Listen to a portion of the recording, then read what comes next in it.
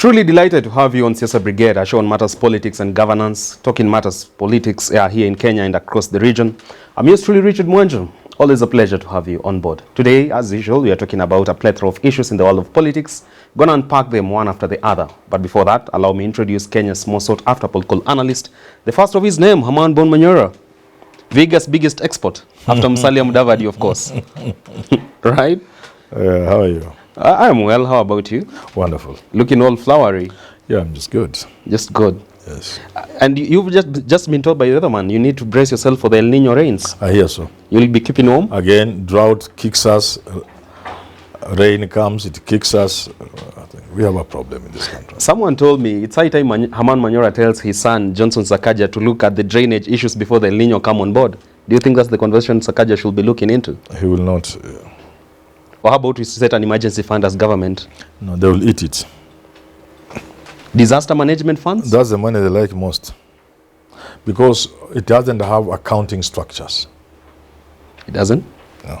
Emergency response funds don't have accountability structures. So the same script is going to happen again? But we don't wish it to go that way, of course. But of course, you've been told about the weather patterns that is likely to be on your space very soon. Brace yourself. And so straight to the conversation. We're talking on issues to deal with governance this far and how Ruto has performed in his administrative duties. And one, Kabando, former member of parliament and policy analyst, says things are already falling apart, and it's a thought not only domiciled in him, but across many people in this country. He had this to say the other day.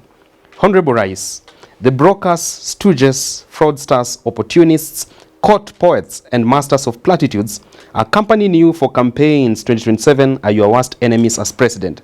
If Kenya sinks, if Kenya falls, if Kenya splits, you'll be a lonely Mobutu Sese Seko. Be so very, very worried. Kabando says many Kenyans consider things are falling apart. Things are bad, but not falling apart.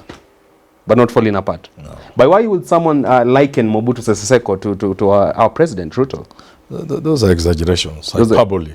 Hyperbole, yes. But then again, some of the things he cited that inform his thought is that thousands of Kenyan youths are jobless. Correct.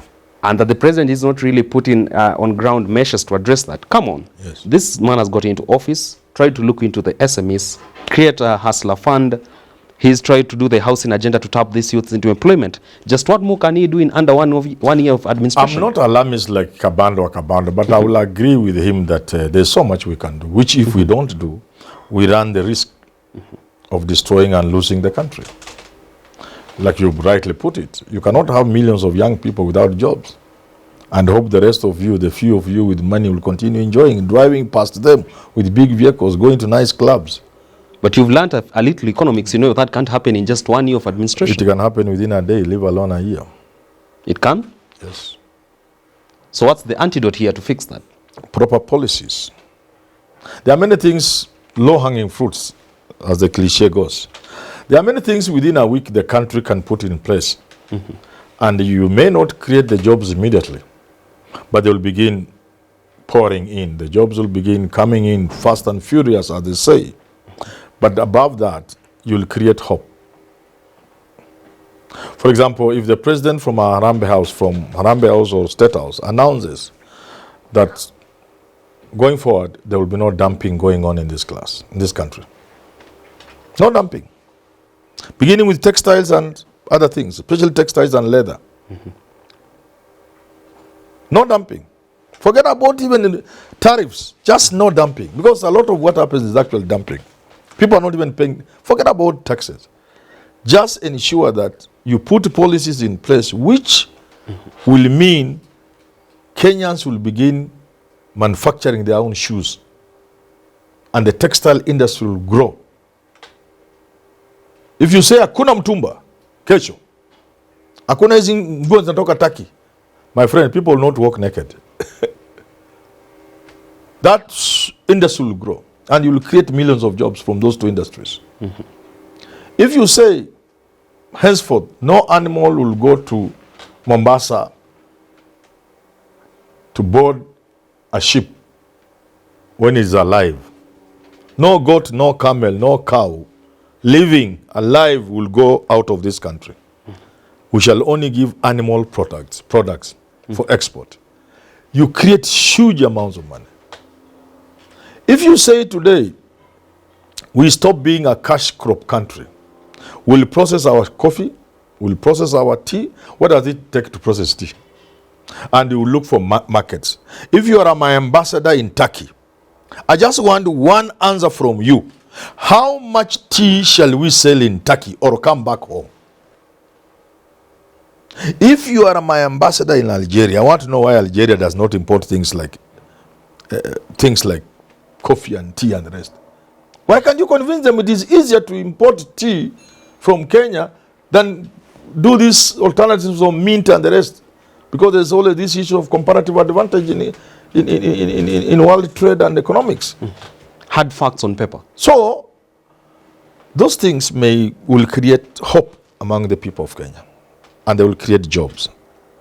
Some immediately, some in the short term, some in the long term. Very well. That's just one thing. And there will be many other things. If I make you minister in tourism, I have nothing against the minister, I even don't know who they are. But if I'm the president of Kenya, Richard, I will ask you, how many tourists do we have in this country? For many years, it has been like 1 million or something like that. I'll tell you, I want 15 million. In just under 1 year? In 2 years or 1 year. Don't you think you're exaggerating your abilities? 1 year. And I'll tell you, do a comparative analysis, bring to my office in the next 1 week. Countries that have are leading tourist destinations. Tell me what they have that Kenya doesn't have. Tell me, who are our competitors in the industry? Why are they beating us? 1 week, get out of my office and come back. When you come back, you'll either keep this job or you go home. I'll call my treasury CS and other people in the KRA and the rest and tell them, how much do we raise? 2 trillion. I want 4 trillion. Get out of my office, come back after 3 weeks and tell me how you raised 3 trillion without increasing taxes. 4 trillion. That's how I'll run the country. And I will create hope. There will be money. There will be public works going on. All contractors who come in this country, I'll call the minister in charge, Murkomen and the rest. Tell them, read those contracts. Where is the labor component in those contracts? Where is the technology transfer in those contracts? Are you implementing them? You'll be able to question the same people you appointed. I'm the one who's giving them the job and I'm telling them to do what I want them to do for the country. How many work permits have you issued for foreigners who are following the projects they are running in this country? Are there jobs Africans couldn't do, Kenyans couldn't do? I will ask very tough questions.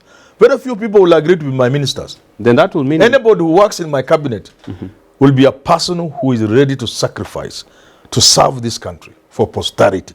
Not a person who is coming to do swaggering. Will you be ready for the blackmail that will come with that? Which blackmail? We won't support you in the next election. When you become president of a country and your worry is how to survive as president, you will never do anything. You will? You won't?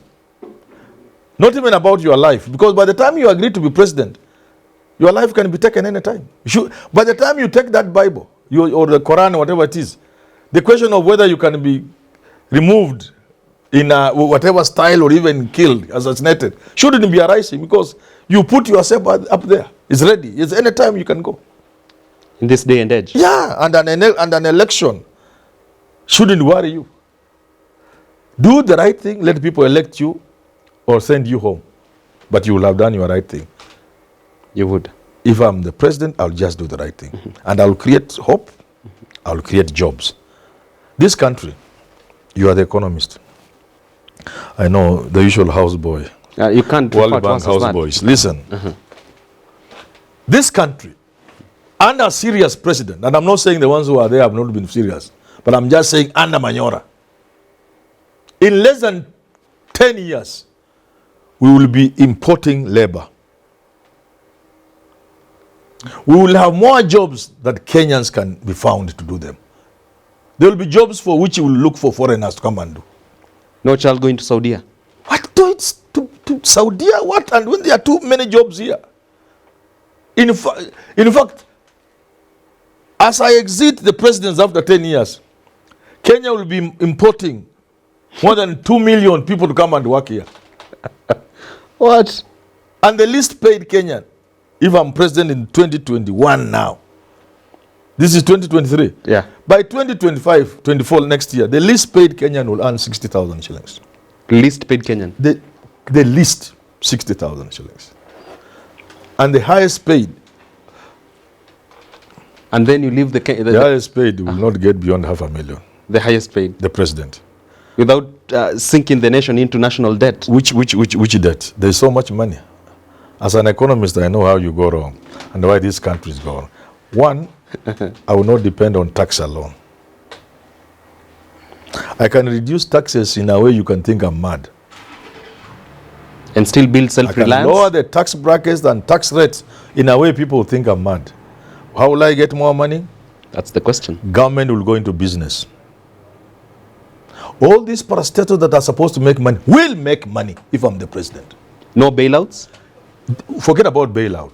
Every parastatal that is meant to make money, earn money, get profits, they will get profit. You'll make them pride of Africa? Yes. And number three, government has assets. Sure. Government has resources God gave them. Flora and fauna, minerals, everything. We will exploit those.